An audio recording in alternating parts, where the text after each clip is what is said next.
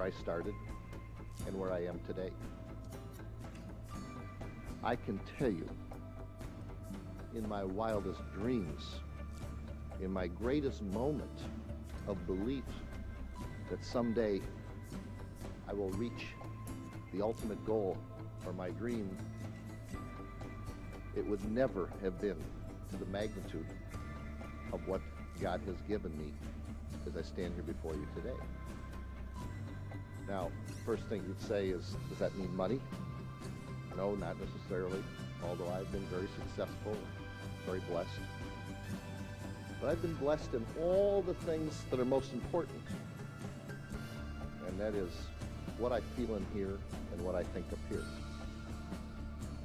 And that's directly relating to the purpose and our goals.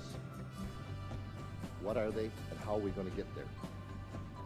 It's very hard sometimes. You know, I've often thought, where do we get our strength when we fall down or we're so disappointed?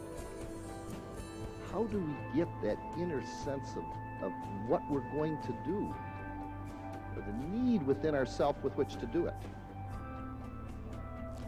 And as I sat here this morning, I started thinking back, because we do forget a little bit every now and then, both good and bad, frankly. Let me tell you something.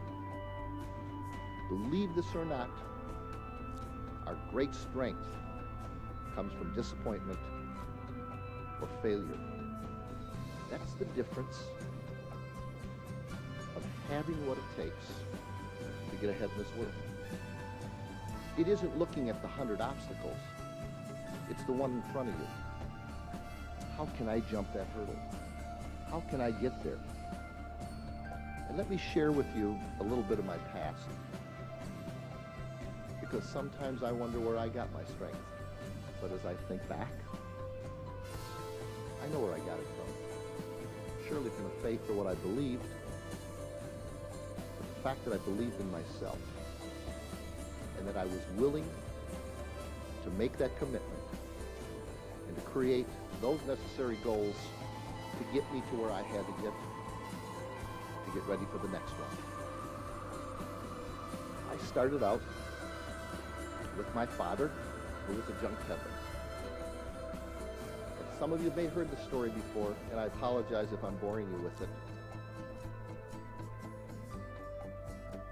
When I started out with Dad, I went with him in his truck for one reason. I felt sorry for him. He went out alone. He worked very hard. I was his first son. And he looked at me as a reason to live. It seemed like as far back as I can remember, he thought I walked on water. Anything I did was right in his eyes, particularly early on, until I got a mind of my own. But when I started out with Dad,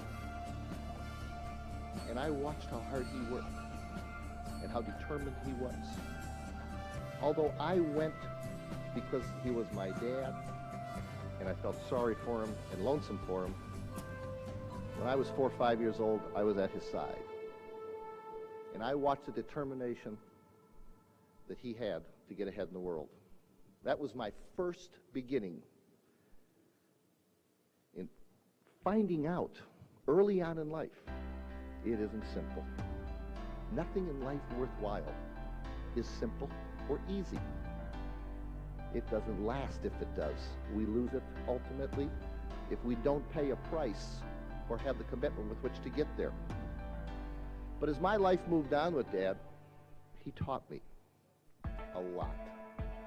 And what he taught me was the determination to get up when you get knocked down. When we'd go to a little town to pick up gunny sacks or scrap metal, and there was gunny sacks there, and the guy wouldn't sell them to us, my dad walked out of there, was the nicest man in the world. He left an impression with whoever that was that wouldn't do business with him, that it was going to be his loss for not doing business with Sam Jacobs. I used to ask him, Dad, how can you control yourself? Here, this is our living, and they have what we want, and they will not sell it to us. He said, son, we'll come back again. And hopefully the next time, he'll remember how nice we were to him.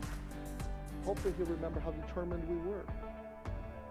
And maybe we'll leave the right impression. Sure enough, we would go back in some places 2, 3 times, and I'd watch him do this. But you know, it was unbelievable. Never once did he fail not to do business ultimately when that happened. Sometimes it was the second trip, sometimes it was the fourth, sometimes it was many more. But he showed me the determination, the willpower, the patience, and the commitment. You must have discipline in your life, and you must believe in what you do and how you do it. And you must always make sure that that road that you left is one you can go back to. We never know who in life that we meet today that we don't think has a lot to do with us tomorrow can ultimately change our lives. My friends, I learned from Dad much more than just going back with discipline and determination. I learned what adversity was all about. I watched my father have 4 nervous breakdowns that I remember. He crashed and burned 4 times. Now, this is an individual I just got through telling you about, had the determination, the will, and the belief. But he got off course a few times, and he paid a very big price for it. But what he showed me at his expense, and very frankly, my heart was broken more than once, that you must go through life with a determination and a belief and an understanding at the moment what you need to go the next step.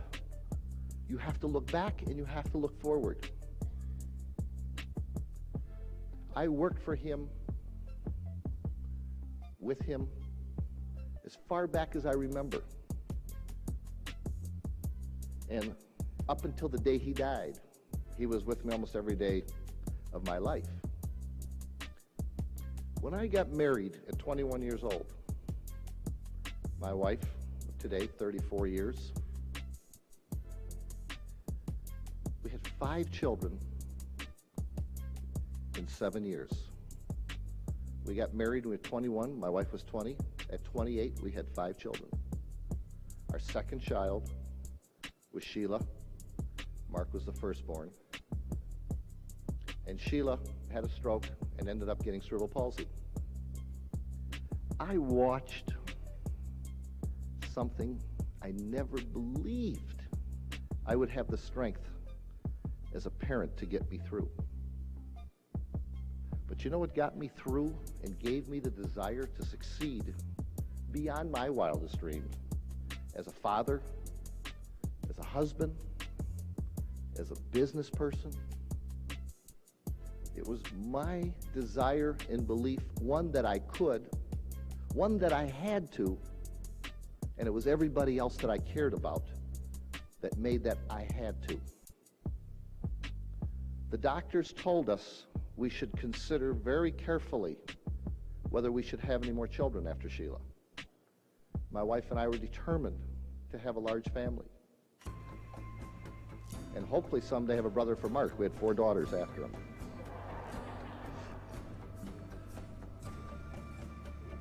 But it wasn't just a gamble. We believed in the fact that although Sheila had cerebral palsy, we were blessed with her. She brought a perspective into our life and something we had never in our life ever dreamt of happening or being part of. I swear to you as I stand here before you today, Sheila is 31 years old. I swear to you, our family wouldn't be half the family we are And I mean that from the standpoint of determination, understanding, compassion. Mark and his sisters, my wife and myself, were better people because she came into our life. She will never know what she taught us, or never know the desire that was created because she was brought into our world.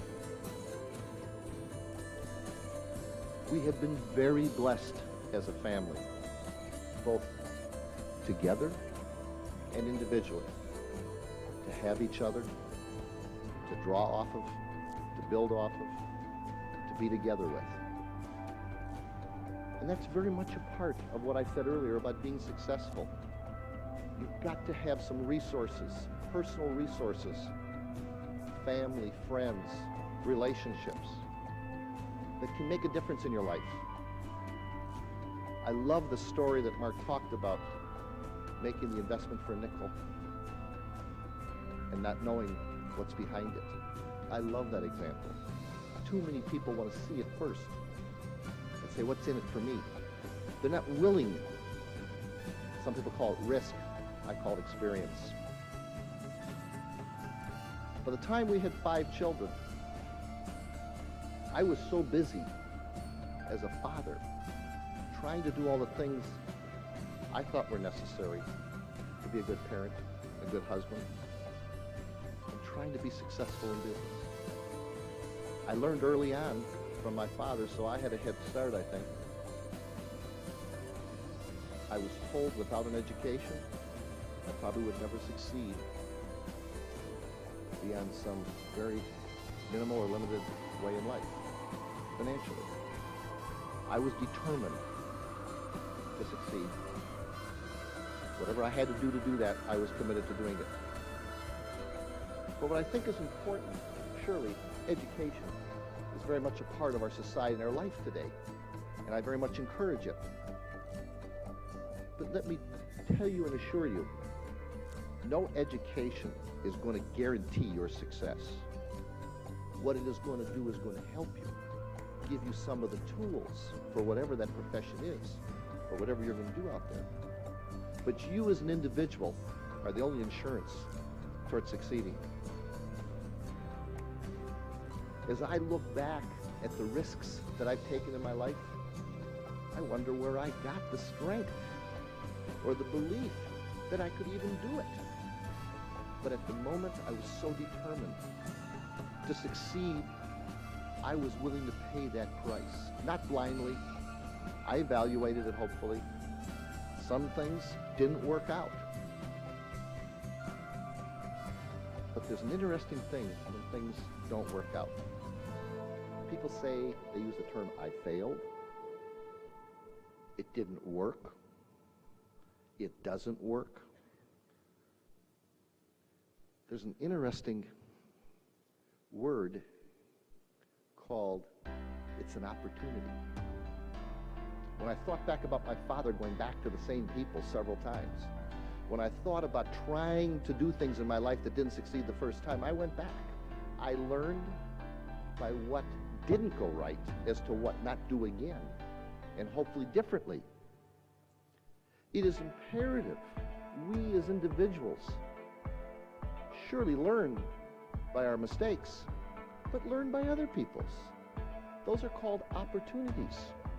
If you can look at what someone else does in their life right and or wrong, it's like they told you what to do before you did it.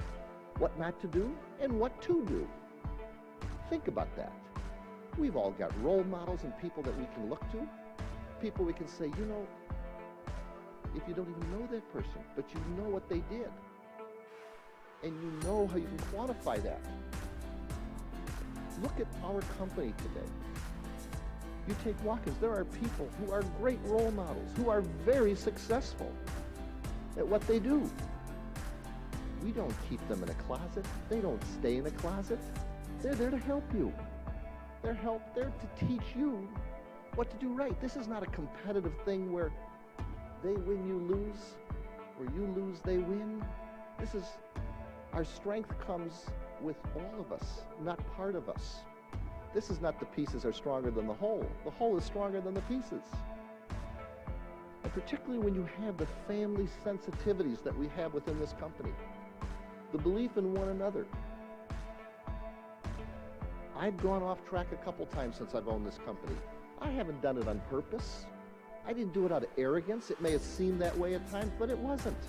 It's what I believed in. I'm not too proud to admit that I don't make mistakes. All of us do. But I learned something by it, and hopefully I will be better for it and a better leader for it. People who deny what is a reality or in denial, right from wrong, would never succeed. It's like running away from the truth. This concludes the